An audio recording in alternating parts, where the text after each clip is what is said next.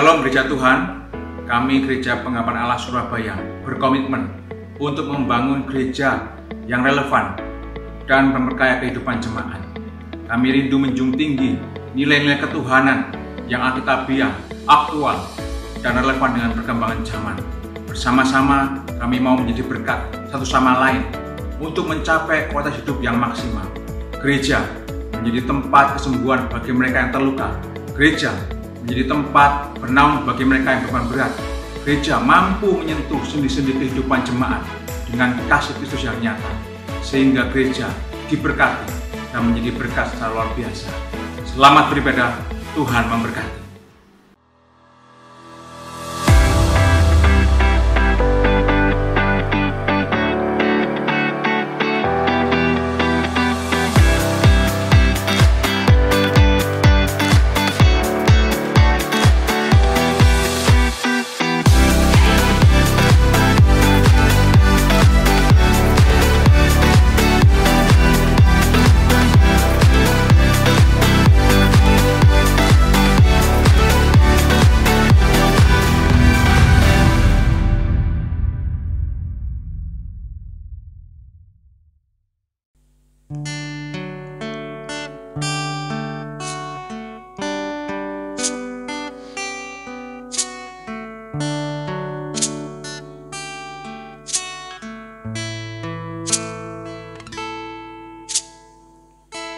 Musim akan selalu berganti, kasih Tuhan tetap abadi,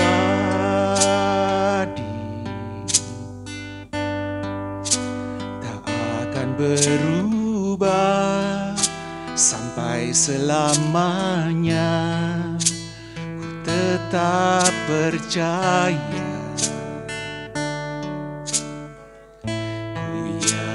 Tuhan memberkati. Ku yakin Tuhan melindungi. Burung di udara Tuhan pelihara karena kasih-Nya. Selalu menolongku, selalu menjagaku,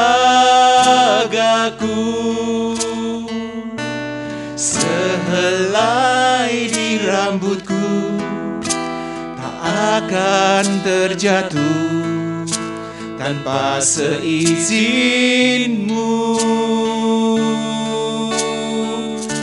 Tuhan selalu menolongku, selalu menjagaku. Dia mengenyangkanku dan peliharaku seumur hidupku. Yakin Tuhan memberkati, ku yakin Tuhan melindungi.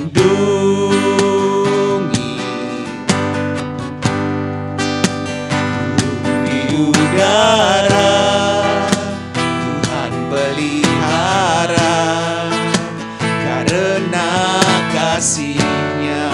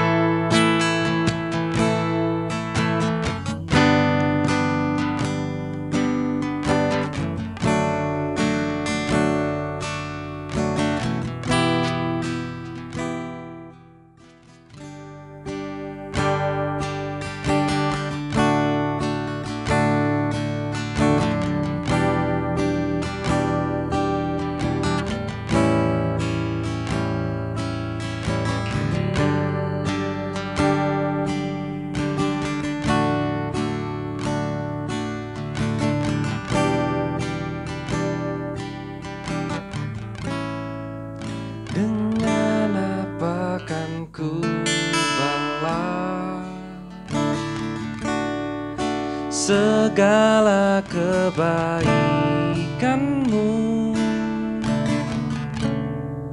Segenap hatiku menyembah-Mu, Yesus. Ku bersyukur padamu. Dengan apa kan ku balas segala kebaikan-Mu? Segenap hatiku menyembah-Mu, Yesus. Ku bersyukur padamu selamanya.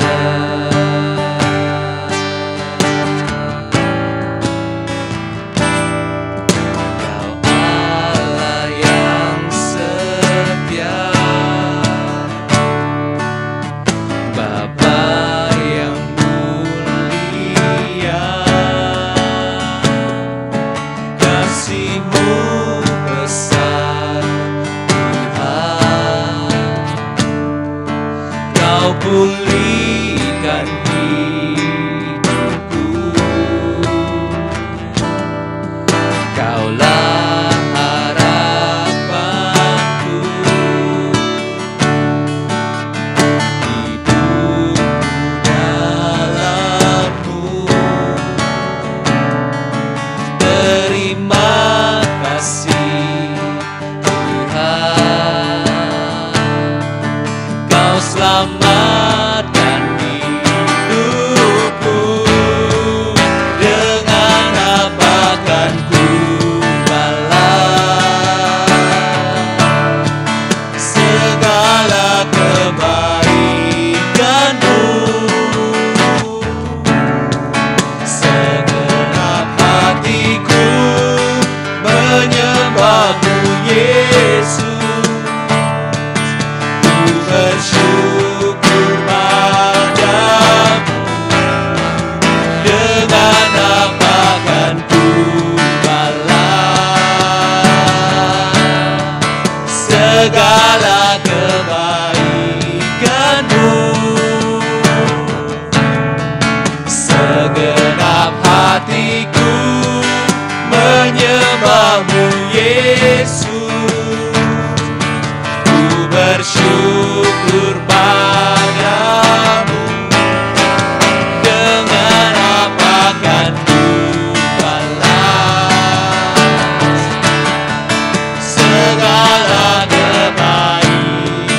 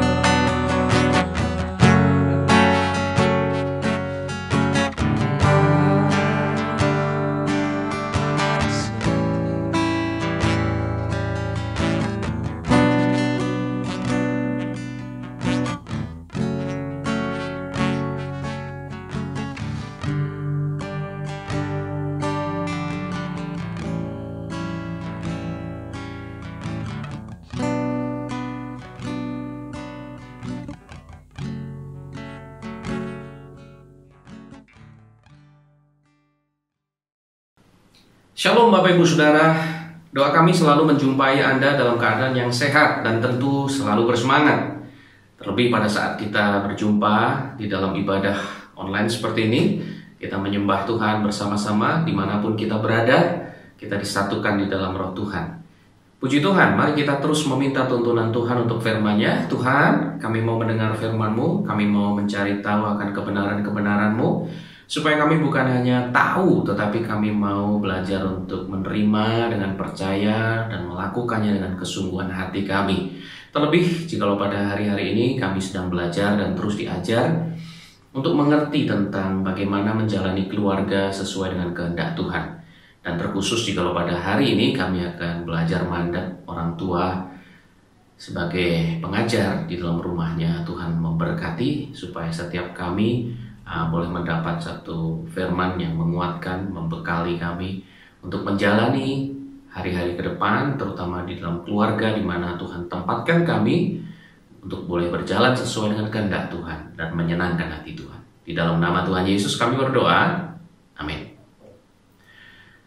Saudara, saya mengambil satu judul, yaitu Guru Privat. Satu judul yang mungkin cukup unik dan kita bertanya-tanya apa relasinya dengan firman Tuhan hari ini.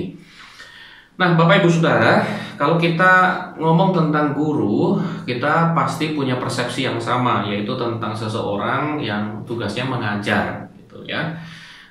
Dan kita pasti akan langsung teringat sekolah, kuliah, gitu ya. Kemudian bimbingan belajar dan tempat-tempat pengajaran yang lainnya, di mana selalu identik ada seseorang di sana yang berfungsi sebagai guru dan mengajar. Nah, kalau ditambahkan kata privat di situ, maka kita ingat akan guru ekstra atau guru tambahan, guru les, yang mungkin kita orang tua membayarnya secara khusus untuk bisa datang ke rumah dan memberikan tambahan pelajaran secara ekstra dan secara privat, secara pribadi. Karena kadang-kala kalau dilakukan secara kolosal atau bersama-sama, muridnya belum paham gitu ya, anaknya belum paham, sehingga harus didatangin secara pribadi, diajar dan dituntun, ditanya kamu nggak ngertinya di mana dan seterusnya. Nah, Bapak Ibu Saudara, sadarkah Anda, terutama Anda yang sudah menjadi orang tua, bahwa Anda dan saya diberi mandat oleh Tuhan untuk menjadi guru privat buat anak-anak kita. Kita baca ya, Ulangan pasal yang ke-6. Bapak Ibu Saudara bisa nanti baca keseluruhan perikop tersebut dari ayat pertama sampai yang ke-25. Tapi pada hari ini saya akan baca saja ayat yang ke-6 sampai yang ke-7. Firman Tuhan berkata, apa yang kuperintahkan kepadamu pada hari ini haruslah engkau perhatikan. Dan bukan hanya kita yang harus memperhatikan, tapi dikatakan haruslah engkau mengajarkannya berulang-ulang kepada anak-anakmu dan membicarakannya apabila engkau duduk di rumahmu, apabila engkau sedang dalam perjalanan, apabila engkau berbaring, dan apabila engkau bangun. Ya. Nah, sekali lagi Bapak Ibu Saudara, guru bukan hanya di sekolah, guru bukan hanya di tempat belajar, bahkan di rumah ada fungsi, ada peran sebagai seorang guru atau pengajar. Dan itu ada pada pundak orang tua. Bapak Ibu Saudara, mari kita menyikapi firman Tuhan ini dengan hati yang bersih. Kalau Bapak Ibu Saudara sudah menjadi orang tua bagi anak-anak Anda, mari kita siapkan dan kita pilih hati kita lebih lagi. Apakah kita sudah mengerti bahwa ini mandat yang diberikan Tuhan kepada kita?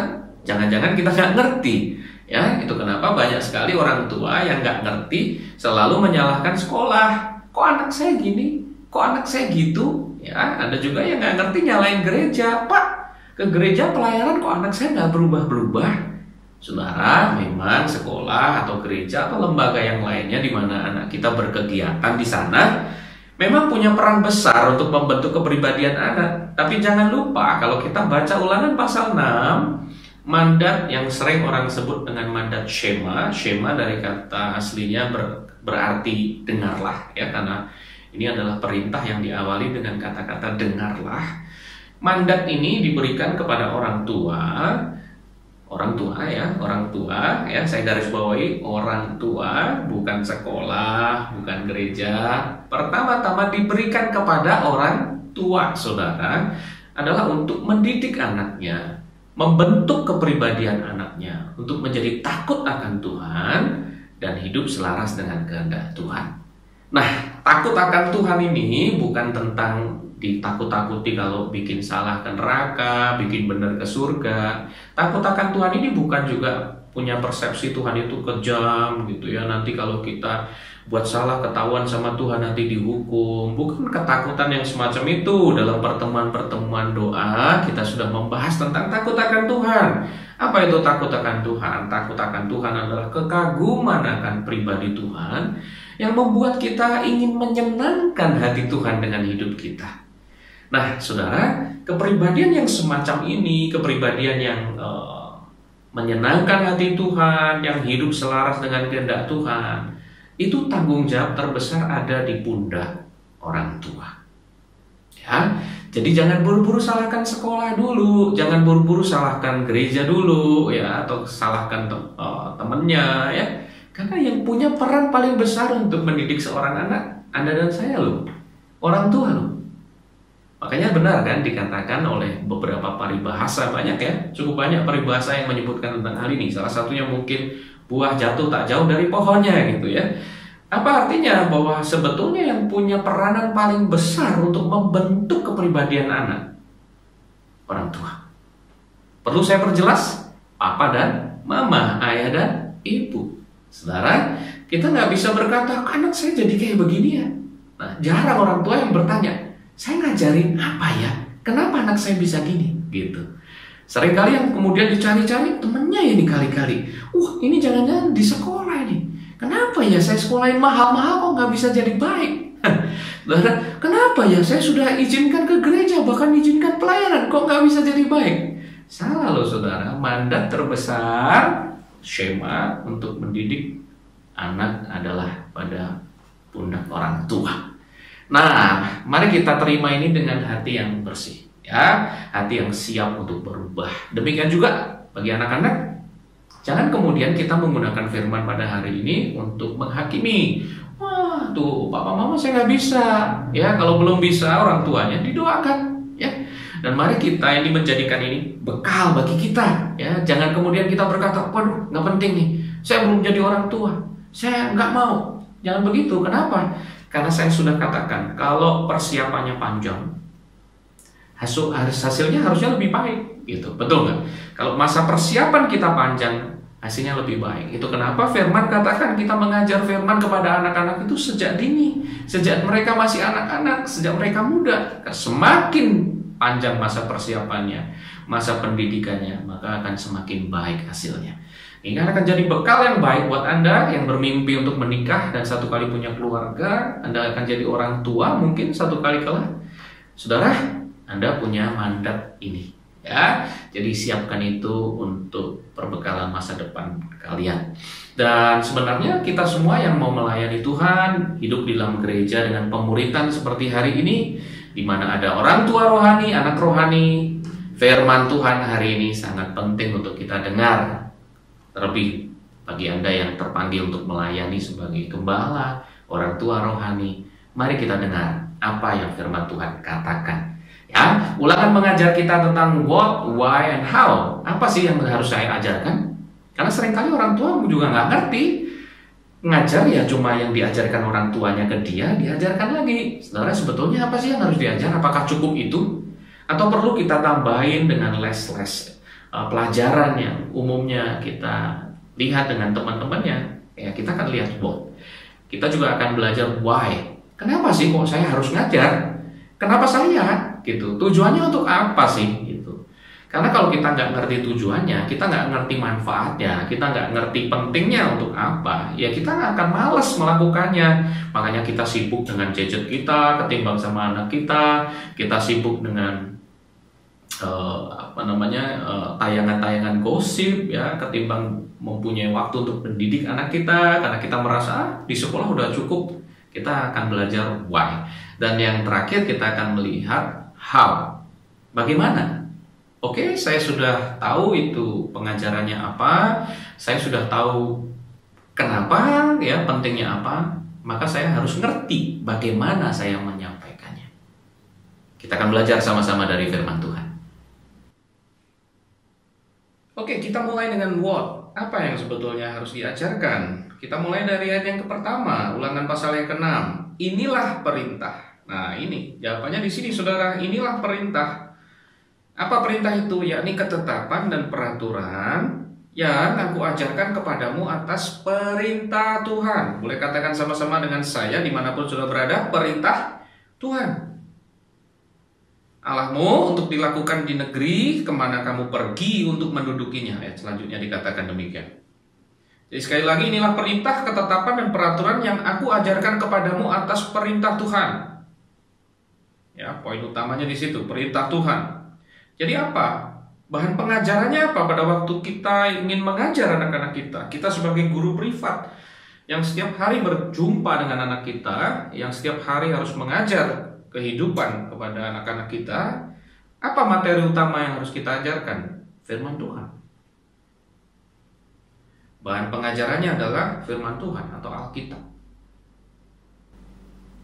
Saudara, seberapa banyak dari kita orang tua menganggap penting Alkitab? Halo? Oke, kita kalau ditanya hari ini, apalagi dalam nuansa ibadah seperti ini ya, jawabannya pasti sama. Apa buku terpenting di bumi ini menurut Anda? Halo? Boleh jawab? Pasti, saudara pasti akan berkata, Alkitab dong Pak. Gitu ya. Tapi lucunya, kontras sekali dengan fakta yang terjadi bahwa Alkitab kita di rumah berdebu, gak pernah dibuka. Kan online Pak sekarang. Nah, saya sudah katakan, di handphone pun sebetulnya bisa di-search atau dicari historinya, sejarahnya, aplikasi apa yang paling sering Anda buka. Dan saya rada yakin bukan Alkitab nomor 1. Halo, saudara, mari kita coba kita renungkan sebentar. Kalau memang buku terbaik, buku terpenting di hidup ini adalah Alkitab bagi Anda, mengapa itu tidak menjadi yang nomor 1? Karena yang terpenting selalu menjadi yang nomor 1. Yang terutama selalu menjadi yang paling sering kita buka, betul atau enggak? Yang menjadi kesayangan yang paling sering kita temui setiap hari, betul atau enggak? Tapi kalau Alkitab itu kemudian menjadi berdebu, aplikasinya juga nggak pernah dibuka, nggak pernah dibaca, ya apalagi kalau kita punya tayangan-tayangan reborn setiap hari, renungan harian setiap hari, Anda nggak pernah dengar, Anda cuma ikut bagi share gitu ya, linknya di-share aja, tapi Anda sendiri nggak pernah dengarkan. Wow, saudaraku, kita perlu bertanya lagi, apakah memang Alkitab menjadi buku yang terpenting di muka bumi ini? Nah, dalam hal pengajaran, simpel sekali saya ingin kasihkan contoh, saudara. Saya sederhana sekali, kita mau lihat hal-hal yang terjadi di sekeliling kita. Saudara, banyak sekali hari ini orang tua bingung lihat temannya, wah kok pinter matematika ya, wah dileskan ke satu lesson khusus matematika yang hitungnya supaya cepet ya. Begitu melihat anaknya, kok nggak bisa baca ya, kok lambat ya gitu, kok nggak cepet ya nulisnya ya, kok nggak bagus ya, langsung mencarikan les Kalistung gitu ya, supaya dia bisa baca, tulis, dan berhitung. Bapak Ibu Saudara, betapa bingungnya kita sebagai orang tua pada waktu anak kita nggak bisa ngitung, pada waktu anak kita nggak bisa baca, pada waktu anak kita kimianya lemah, pada waktu anak kita nggak bisa seni ya, gambarnya jelek gitu ya. Betapa bingungnya kita pada waktu anak kita nggak bisa pelajaran-pelajaran di sekolah, tapi kita nggak pernah bingung pada waktu anak kita nggak pernah baca Alkitab. Halo, jadi mari kita kembali kepada pertanyaan pertama. Apa buku yang paling penting di muka bumi ini menurut Anda? Masihkah Anda berani menjawab Alkitab? Bapak Ibu Saudara, kenapa Alkitab penting? Karena Alkitab adalah buku panduan yang diberikan oleh pencipta dunia ini, yaitu Tuhan sendiri. Jadi pada saat Tuhan mempercayakan Alkitab, buku panduan itu bukan hanya untuk pajangan, tapi adalah untuk panutan, untuk tuntunan, supaya Bapak, Ibu, Saudara, dan saya bisa ngerti bagaimana kita menjalani kehidupan. Dan itu semua pengajaran harus dimulai dari rumah, dan itu pengajaran harus dimulai dari orang tua. Bagaimana orang tua menghidupi firman Tuhan dan mengajarkan firman Tuhan. Dan ini nggak selalu, ayo kita buka Alkitabnya nak, baca nih Ulangan pasal 6, ayo mulai ayat 1 kamu baca, nanti ayat 2 mama, ayat 3 papa. Bukan, nggak selalu kayak begitu. Tapi ini dilakukan setiap hari dalam kehidupan sehari-hari yang menyenangkan, saudara. Supaya ini mudah dimengerti dan kemudian dilakukan oleh anak-anak kita. Bapak Ibu Saudara, nanti kita akan belajar lebih lagi di poin yang kedua. Mengapa? Pentingnya apa? Saudara perlu tahu, kalau mereka kuat di dalam firman Tuhan, ini menjadi landasan penting bagi keberhasilan mereka dalam pelajaran yang lainnya. Saya melihat ada banyak anak yang pinter ngitung, tapi tata keramanya, menyedihkan. Ada yang pinter sekali main musik, main piano, keren sekali. Tapi moralnya, rusak sekali. Ada mereka yang wow, jago banget gitu, saudara. Kalau suruh pidato, ya presentasi dalam bahasa Indonesia, bikin puisi hebat. Tapi, pergaulannya dengan lawan jenis, rusak sekali. Saudara, ini loh yang saya katakan. Hari ini banyak sekali yang seperti itu. Bahkan tadi pagi saya dengarkan berita pagi. Hari-hari ini lagi tren, saudara, anak-anak menggugat orang tuanya sendiri. Ya, pintar mereka, bukan orang terbelakang, mereka bukan orang tidak berpendidikan. Tapi justru karena kepintaran, saudaraku, bisa menggugat orang tuanya sendiri. Bahkan berita tadi pagi menggugat orang tuanya 3 miliar. Hanya gara-gara masalah warisan. Dan ini cerita yang umum terjadi di kanan kiri kita. Anda pasti pernah dengar, betul nggak? Saudara lihat. Ini kenapa mereka perlu firman Tuhan, supaya pada saat mereka mengerti matematika, mereka mengerti tentang kimia, mereka mengerti tentang biologi, saudara, mereka tidak salah arah hidupnya.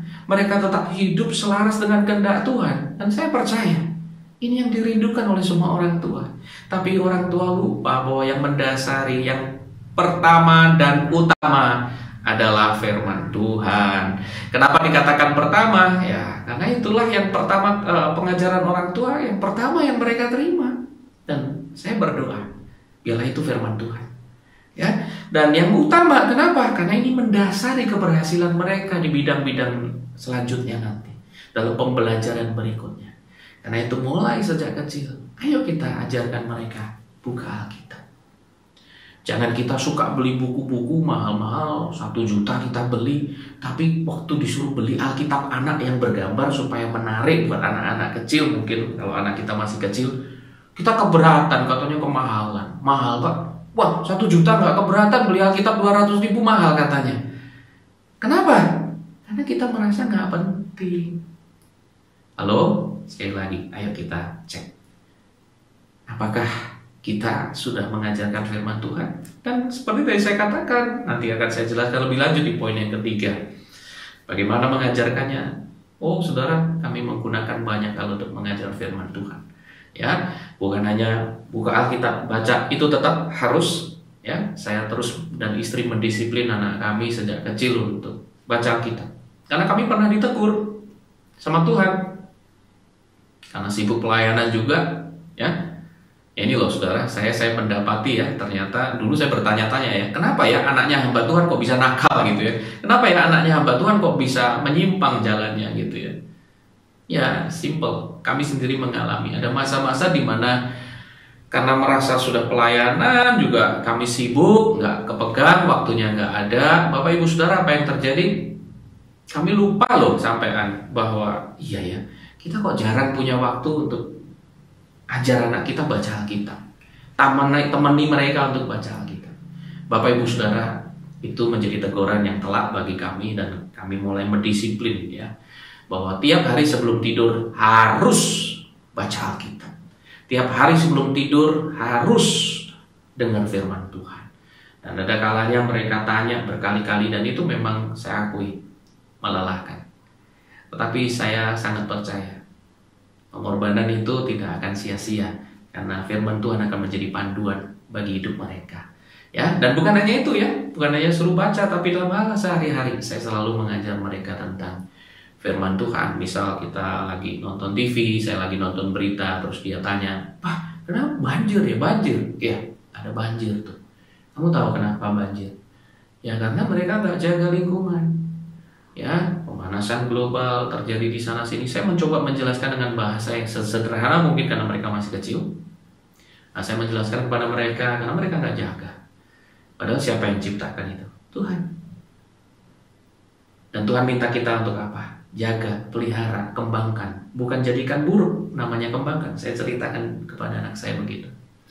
Nah, ini sebetulnya mengajar firman Allah dalam hal sehari-hari, dalam kehidupan sehari-hari. Demikian juga nanti akan saya contohkan lebih banyak lagi. Ya, Bapak Ibu Saudara, apa yang kita ajarkan? Firman Tuhan. Boleh katakan sama-sama saya, firman Tuhan. Yang ngajar siapa? Saya belum dengar jawabannya. Dan mungkin saya nggak akan dengar jawaban saudara ya. Tapi saya harap Anda bisa menjawab ini. Siapa? Saudara dan saya loh. Alkitab Ulangan 6 tidak dicatat hanya kepada Musa. No. Alkitab tidak dicatat hanya kepada seorang guru pengajar. No. Alkitab mencatat kepada semua orang tua. Anda punya tanggung jawab mengajar firman Tuhan. Ya, jadi Anda berkata, pendeta aja Pak yang ngerti firman Tuhan. No. Kita harus belajar firman Tuhan supaya kita bisa mengajar anak-anak kita tentang firman Tuhan. Kalau anak-anak kita jadi lebih pintar dari kita, haleluya. Sekali lagi, saya juga katakan anak-anak, ayo sikapi dengan benar. Kalau orang tua belum pernah ajak kita baca Alkitab, mungkin perlu disenggol sedikit, bilang, Pak, ayo baca Alkitab. Jangan dihakimi, ya. Karena kita tahu satu kali Anda akan jadi orang tua dan Anda akan menghadapi tantangan yang sama. Kita ajak, kita senggol, ayo Pak, baca Alkitab. Pak, ayo kapan-kapan kita mesbah doa sama-sama. Amin. Haleluya. Kita lanjutkan kepada poin why. Kenapa sih? Apa sih gunanya? Ya. Untuk apa sebetulnya alasannya untuk saya melakukan? Ulangan pasal 6 ayat yang kedua dan ketiga ayat selanjutnya ya. Supaya seumur hidupmu, ada kata supaya, ada kata tujuan di situ. Supaya seumur hidupmu engkau dan anak cucumu takut akan Tuhan Allahmu dan berpegang pada segala ketetapan dan perintahnya yang kusampaikan kepadamu, dan supaya lanjut umurmu. Maka dengarlah hai orang Israel, lakukanlah itu dengan setia, supaya baik keadaanmu dan supaya kamu menjadi sangat banyak, seperti yang dijanjikan Tuhan Allah nenek moyangmu kepadamu di suatu negeri yang berlimpah-limpah susu dan madunya. Haleluya. Jadi apa tujuannya? Mengapa saya harus melakukannya? Saudara, jangan berkata, jangan menganggap sepele. Yang ngajar biar pendeta aja, yang ngajar gurunya di sekolah.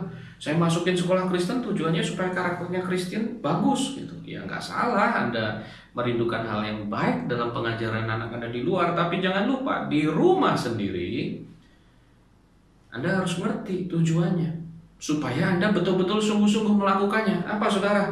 Tujuan pengajaran adalah supaya anak-anak memiliki hati takut akan Tuhan dan berpegang pada ketetapan dan perintah Tuhan.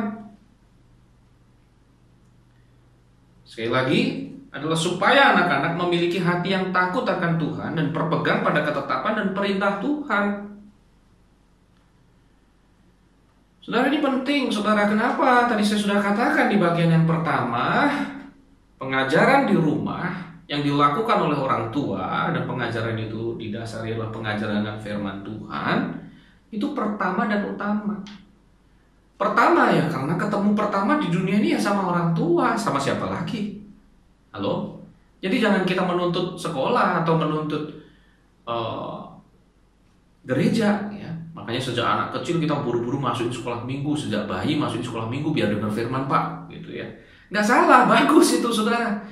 Sejak kecil sekarang anak-anak semakin kecil loh masuk sekolah saudara. Dulu zaman saya masih sekolah, pertama masuk ke sekolah TK, sekarang ada playgroup. Bukan hanya playgroup sekarang, toddler gitu ya. Masih bayi aja di sekolah. Karena bukan anaknya karena alasan-alasan yang lain sebetulnya kalau saya lihat. Tapi alasannya lebih kepada gak sanggup ngajarin sendiri gitu loh. Padahal sekali lagi mandatnya di kita. Nah, seringkali kenapa kita ngerasa gak sanggup? Karena kita gak lihat pentingnya, kita gak lihat gunanya. Saya tadi sudah katakan, faktor yang paling mempengaruhi pendidikan seorang anak adalah orang tuanya adalah keluarganya. Itu kenapa saya katakan itu harus berasal dari orang tua. Bukan saya yang mengatakan ya sebenarnya, karena firman Tuhan tadi kita sudah dengar. Orang tua yang harus mengajarkannya. Dan orang tua harus paham kenapa kok penting. Ya, apa tujuannya? Supaya anakmu takut akan Tuhan. Supaya anakmu berpegang pada ketetapan-ketetapan Tuhan. Kalau anakmu takut akan Tuhan, mereka berpegang pada ketetapan-ketetapan Tuhan, apa yang terjadi, saudara? Satu kali kala mereka berhasil, bukan hanya jadi sukses di dunia, tetapi disayang, dihargai oleh Tuhan. Karena hidupnya benar. Orang yang disayang Tuhan, karena menyenangkan Tuhan, hidupnya pasti diberkati, bukan hanya secara fisik, tetapi juga utuh jiwani rohani. Bapak Ibu Saudara, bukankah itu yang kita rindukan dengan kehidupan anak-anak kita kelak? Bahagia. Nggak selalu tentang materinya, karena Anda tahu hari ini banyak orang gelimang materi. Pamernya aneh-aneh loh di media sosial itu. Ya, orang makin kaya makin aneh-aneh. Ya, mencari pengakuan yang menyedihkan menurut saya. Gitu. Di mana mereka sekarang ya, Anda lihat pengaruh media sosial mengerikan hari ini, saudara. Lihat orang-orang kaya pamer kekayaan, pamer mobil-mobil mewah setiap hari, beli, ditunjukin uangnya, mereka ngomong di media sosial, gua bayar cash. Buat apa, saudara? Hal-hal ini, saudara, kalau kita nggak ajar mereka sejak dini, maka apa yang mereka ikuti adalah media sosial, yang mereka ikuti public figure yang nggak semuanya benar. Itu kenapa penting orang tua menanamkan ini benar, ini salah, ini nggak baik. Ini baik. Ini perlu kamu contoh. Ini nggak perlu kamu contoh.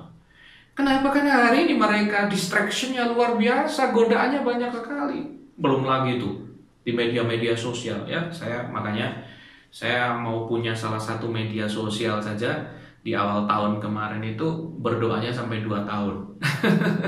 Terus tahu kenapa? Karena saya melihat memang celahnya untuk jatuh dalam dosa itu banyak, saudara. Lihat coba saudara hari ini.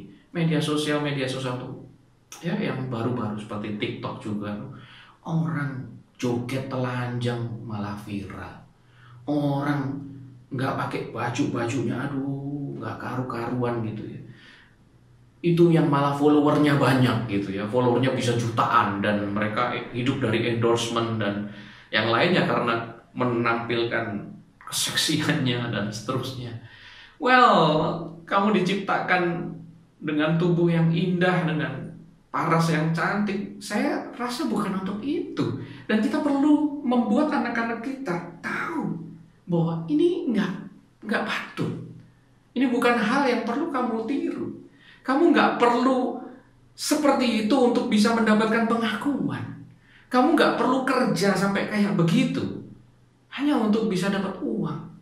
Ada banyak hal di mana kita bisa dapat uang. Ada banyak hal di mana kita diakui. Dengan prestasi kita, dengan karakter kita apalagi ya. Ketimbang kita mengumbar hal-hal yang nafsu dan duniawi seperti itu. Saudara, siapa yang mengajari itu? Kita. Hari-hari ini ada banyak media sosial ngajarin bagaimana menghormati orang tua, tapi dengan cara yang aneh menurut saya. Dengan cara bentak-bentak orang tua. Hey, come on. Bagaimana kita ngajar orang hormati orang tua, ada kita bentak-bentak, nyala-nyalain. Halo? Ada juga yang ngajarin orang untuk buat aneh-aneh gitu. Pengen selingkuh tapi jomblo. Wah, itu status-status kayak gitu kelihatannya, wah, ketawa kita. Belum punya pacar udah pengen selingkuh. Loh, tapi itu betul-betul, wow, bibit yang berbahaya loh, saudara. Benih yang berbahaya kalau itu tertanam dan ditelan mentah-mentah oleh anak-anak kita. Kita nggak tahu loh yang mereka buka setiap hari itu apa. Kalau kita tidak rutin, kita nggak ajarkan firman Tuhan. Jangan salahkan sekolah, jangan salahkan gereja, jangan salahkan temannya. Ayo kita tanya, seberapa banyak waktu yang kita luangkan untuk ngajarin anak kita, mendampingi mereka, untuk kasih tahu ini salah, ini nggak baik. Saudara, berapa banyak? Saudara bisa jawab sendiri dan saudara mulai menyadari, iya ya, Saya jarang ngomong tentang firman.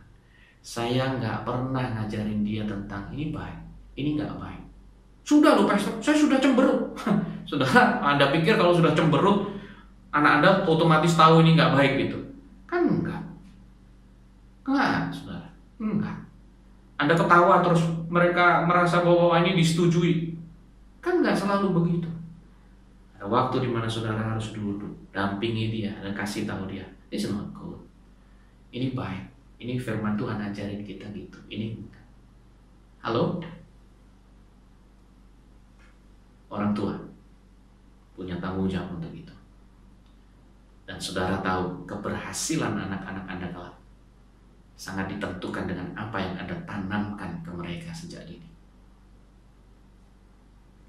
Yang ketiga, yang terakhir, saudaraku, adalah tentang how. Tadi what, apa, yaitu perintah Tuhan. Tentang why, kenapa sih kita melakukannya. Kalau kita tidak ngerti pentingnya, kita nggak ngerti tujuannya, maka kita tidak akan melakukannya dengan sungguh-sungguh. Dan kita tahu tujuannya adalah untuk keberhasilan anak-anak kita kelak, supaya mereka hidup dengan ketetapan Tuhan dan berhasil bukan hanya di dunia tetapi juga sampai kepada kekekalan, karena mereka menyenangkan Tuhan dengan ketetapan Tuhan. Yang terakhir adalah how, bagaimana caranya, saudara. Ulangan pasal 6, kalau saya mulai dari ayat yang ke-6, firman Tuhan mengatakan begini, apa yang kuperintahkan kepadamu pada hari ini haruslah engkau perhatikan. Ya, apa yang kuperintahkan haruslah engkau perhatikan. Saudara, ada satu makna yang dalam di ayat yang ke-6 ini. Kalau Bapak Ibu Saudara amati, bahwa Tuhan sedang menyoroti kalau kamu mau ngajar, kamu sendiri juga harus memperhatikan. Bagaimana kita ngajar hal yang kita nggak tahu. Bagaimana kita mengajar hal yang kita sendiri nggak lakukan. Ya, di situ ya. Saya lanjutkan dulu, saudara. Kita akan bahas lebih lanjut nanti. Ayat yang ke-7, haruslah engkau juga mengajarkannya apa, saudara? Berulang-ulang kepada anak-anakmu. Boleh katakan sama-sama saya, dimanapun saudara berada hari ini. Berulang-ulang. Ya. Dan membicarakannya, saudara lihat. Pengulangannya ini diulang lagi sama Tuhan, ditekankan lagi berkali-kali oleh Tuhan.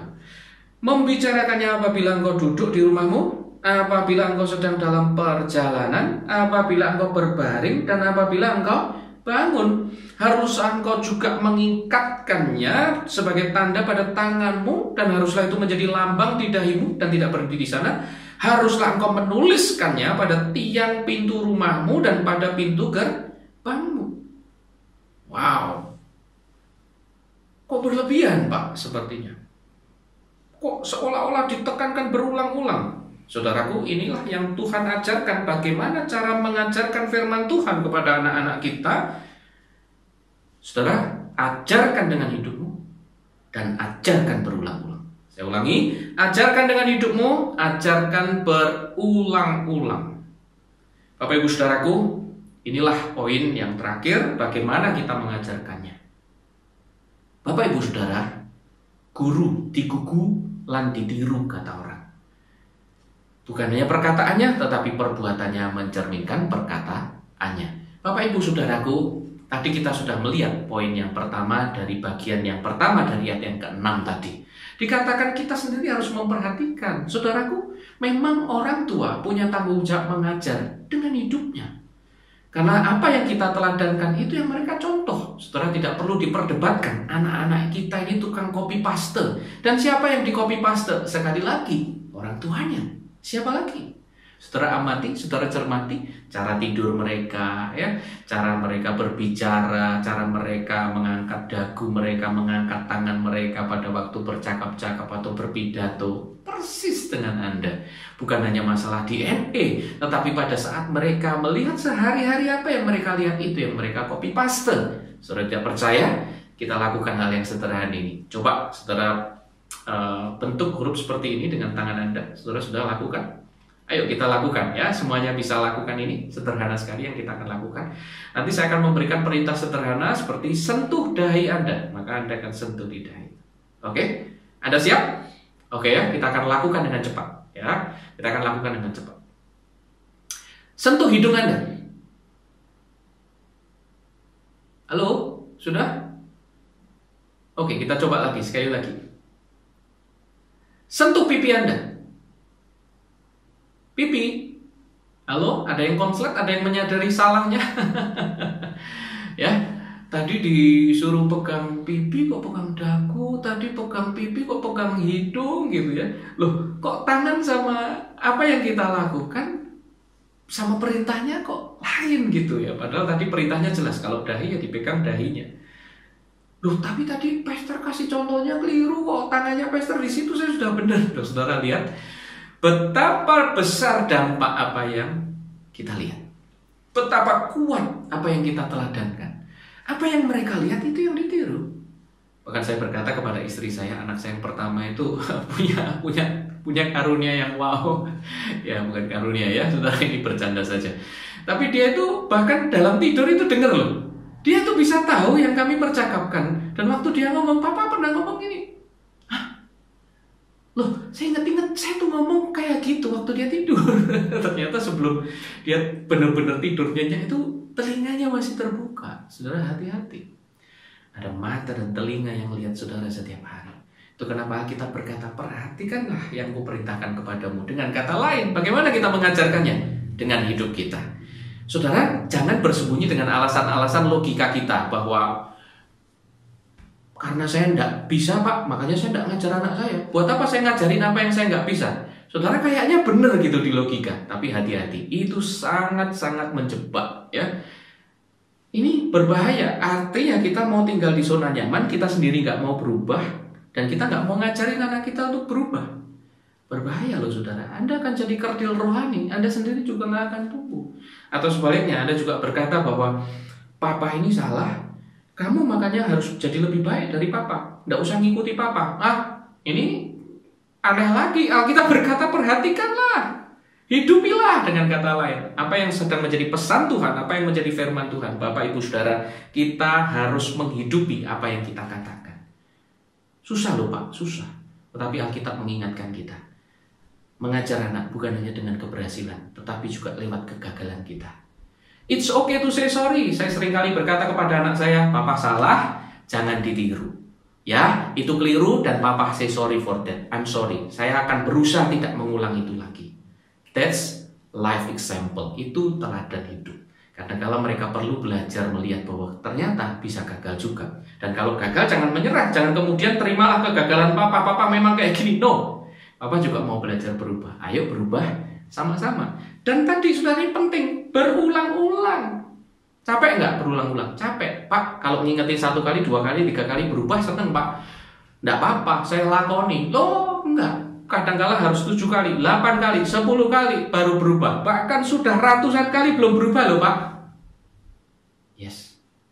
Simple aja saudara. Kadang-kadang suruh anak tidur lebih dulu. Apalagi kami punya anak berdua, itu tidur 1 kamar dan 2 anak tidur 1 kamar ini umurnya nggak jauh beda. Kadang-kala ngobrol terus. Bahkan kadang-kadang kami di bawah sudah jam 11:30 malam masih ngobrol di atas. Kedengeran suaranya. Capek. Kadang saya sama istri cuma lihat-lihatan di bawah itu. Kenapa Bapak Ibu Saudara? Tatapannya penuh makna. You or me, kamu atau saya. Apa maksudnya? Yang ngingetin dulu, yang naik ke atas, aduh capek. Betul nggak? Dan akhirnya seringkali hanya berujung, nggak ada yang naik. Kami berdua menyerahkannya ke Tuhan gitu dan berkata, capek gitu kan ya. No, kita harus kuat demi anak-anak kita. Ajarkan berulang-ulang, nggak boleh lelah. Bahkan hal-hal simpel, merapikan mainannya sendiri ya. Belajar mempersiapkan kalau sudah selesai sekolah, siapkan jadwalnya besok. Wah, itu berkali-kali saudara, sampai hari ini pun kami masih struggle. C, sudah? Kak, sudah belum? Nata jadwal kemarin. Oh iya. Aduh, saya gimana caranya bikin dia itu bisa ingat sendiri. Saudara, jangan lelah mengajarkannya berulang-ulang. Apalagi itu hal-hal yang dasar menyangkut firman Tuhan tentang memberi, tentang ayo belajar bersyukur, punya HP bagus, bersyukur, HP-nya lama, ketinggalan, dibilang teman-temannya jadul, bersyukur. Nanti kalau papa, mama ada uang beli, kalau belum mampu tidak usah beli, selama masih bisa dipakai. Ajarkan hal-hal yang ini firman Allah.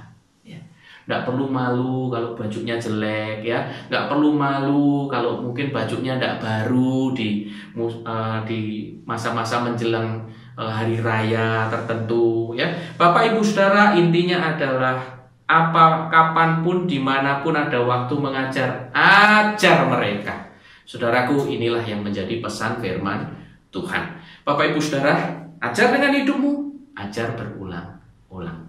Amin. Kita berdoa saudara ya, kita lipat tangan, kita tundukkan kepala, kita kusuk berdoa. Tuhan, kami saat ini datang di hadapan-Mu sebagai orang tua. Mungkin kami banyak salah, kami lupa ngajar firman, kami jarang ngajar firman, tidak tekun ngajar firman, karena kami nggak memahami pentingnya. Hari ini kami mau berubah. Kami mau jadi orang tua yang menghidupi firman, belajar untuk sama-sama bertumbuh dalam firman dengan anak-anak dan pasangan kami. Kami berdoa supaya kami boleh menjadi orang tua yang dipakai Tuhan, mencetak generasi yang lebih baik, generasi yang cinta Tuhan, generasi yang takut dengan Tuhan. Dan Tuhan memberkati jikalau pada hari ini kami juga sebagai anak-anak, ini menjadi bekal bagi kami satu kali kelak kami mungkin akan menikah dan mendapatkan seorang anak yang dipercayakan Tuhan. Biarlah kami bertanggung jawab dan kami menyiapkan sejak dini mental mendidik sebagai orang tua. Dan demikian pula hamba berdoa untuk para pemimpin rohani yang menjadi orang tua rohani. Biarlah apa yang difirmankan Tuhan menjadi bekal untuk memperlengkapi anak-anak rohani kami bertumbuh dalam kedewasaan di dalam Tuhan. Tuhan memberkati di dalam nama Tuhan Yesus. Haleluya, haleluya. Amin, amin, amin, amin. Puji Tuhan, Tuhan Yesus memberkati saudara dimanapun saudara berada. Haleluya.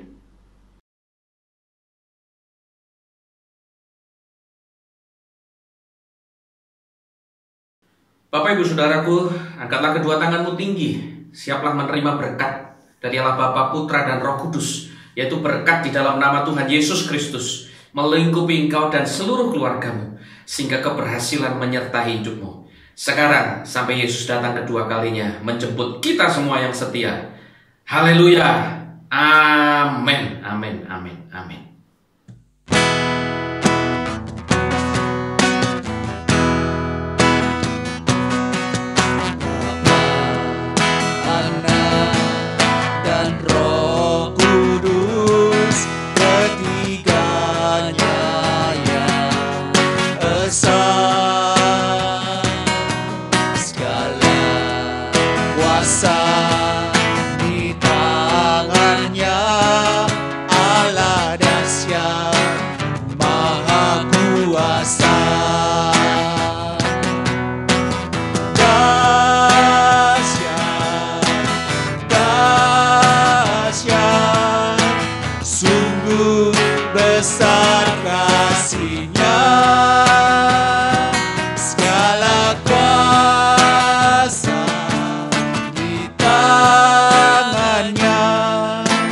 Bapa, Anak, dan Roh Kudus.